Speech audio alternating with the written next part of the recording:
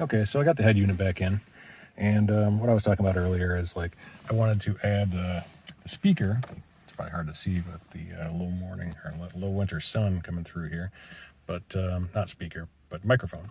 And I've got that wound around and going through one of the ports here, and I also added a USB extension for Android Auto. And you'd have to buy one of these things, or if you have a computer guy, you'd have one laying around. And also I added a video wire for the rear camera, which I'm probably going to do when it gets warm outside here in Michigan, which is freezing right now. So some other time. But at least I've got that sitting right there, and I can probably pull 12 volts from somewhere else, so I only need to run one line to the back. So fire her up. And yay, she functions. Oh, one more thing with this, and I think a fair amount of other units, is for if you want to play videos on here, which this one will do through an SD card.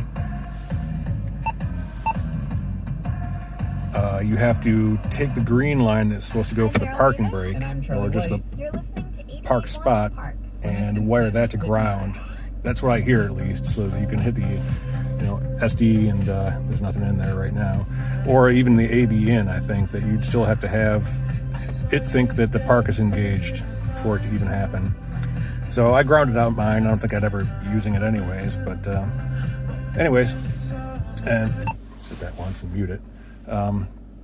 Everything's working well, and that's how you fit a double din into a 2013 Grand Jeep Cherokee. I'm not going to edit this video, so all this crap is going to be in here. All right, any questions I can try to answer, and if nobody cares anymore, that's fine too. Thanks.